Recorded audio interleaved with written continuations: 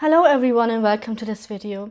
As you can see from the title, this video is about demisexuality and how you can still be a very sexual person and be demisexual. I made this video because I myself struggled for over 2 years with figuring out whether or not I had the right to use the demi label for myself or if it even fit me. And it can be very confusing because demisexuality falls under the umbrella term of asexuality. But for me, asexual does not at all sound like me, but demisexual does. And that's what I wanted to talk about. And if we look at different sources online and surveys and material, we see that around 2/3 of demisexuals do indeed not really care about sex or even find it repulsive. But 2/3 is not everyone. So let's talk about the rest of us. So I would say that I fall into that 1/3 who is sexual and who has sexual urges and interests and who likes sex, but under very specific circumstances.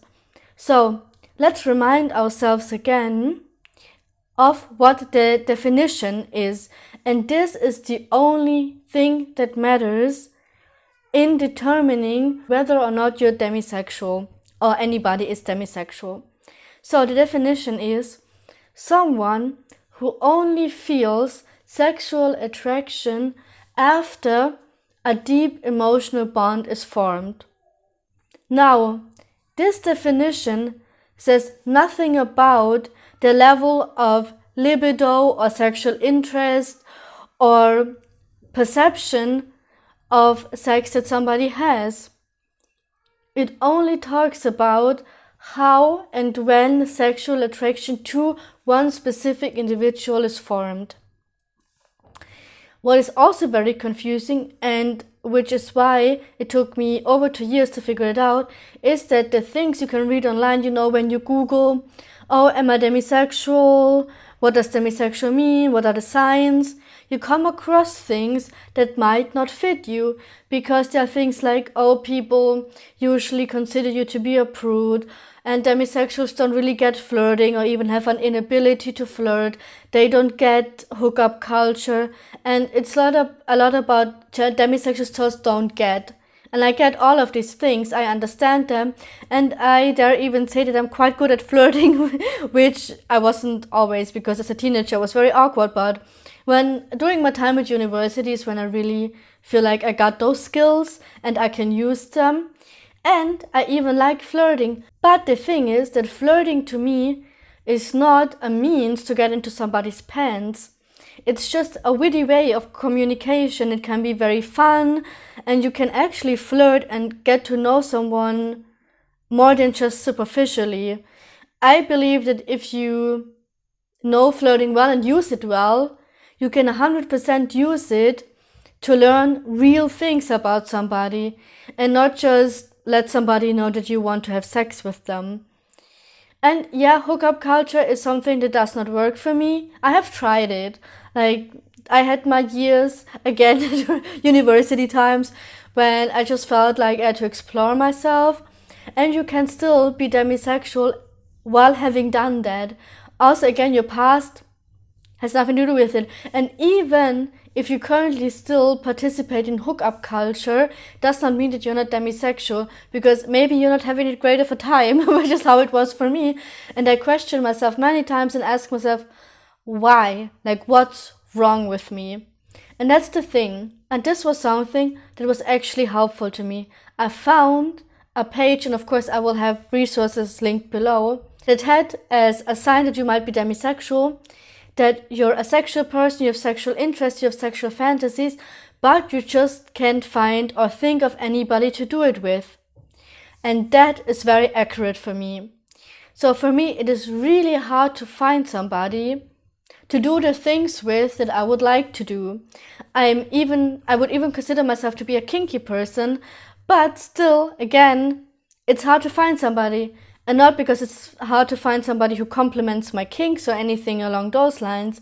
As a woman, I can pretty much have sex whenever I want and with almost whomever I want, but it doesn't matter because I have to like them, and I kind of hate everyone. I always say that jokingly. I really would like to have sex, but I just hate everyone. And I do not literally hate everyone. I have wonderful friends. I love a lot of people. And I'm polyamorous too, which is something that I can talk about in a separate video. But it is hard to find somebody that I like enough. And that is a real struggle. And that is a sign that you might be demisexual, that you just don't click with a lot of people, even if you're sexually compatible. Even if you have a sexual conversation with somebody and it seems like you're a great fit, but something's missing. And also something that you read lots of times is that demisexuals don't find strangers or celebrities attractive and don't have crushes on people they don't know. And yes, but the important thing is to differentiate between sexual attraction and aesthetic attraction. And so you can definitely look at somebody, say a stranger or a celebrity, and think, wow, they're gorgeous, they're really beautiful, even they're hot, because I can see, they're very symmetric or whatever, or they just have things physically that you like, but that does not mean that you want to have sex with them. Also, what I want to say and add to this is that for me, finding someone attractive is not just about aesthetics, in the sense of liking what somebody looks like. I believe that finding someone attractive that you see has to do with a lot more things than just what their body would look like naked. Because usually you see a person with clothes on, for example. So you see how somebody is dressed. You see how somebody behaves themselves, their demeanor, maybe what accessories they have, what objects they have with them, maybe a book you really like or just something you're really into, and you can feel that attraction as potential. I always say when I look at somebody and say, wow, they're attractive, I say they have potential. I see potential in them, potential for that connection that I crave and that I need in order to be sexually attracted.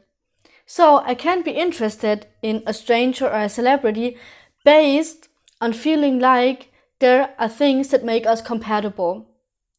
So finding a stranger attractive is not just about imagining their body naked and being like, wow, they're hot, or I bet they look hot with those clothes off, but it's also about all of them, so them as a whole.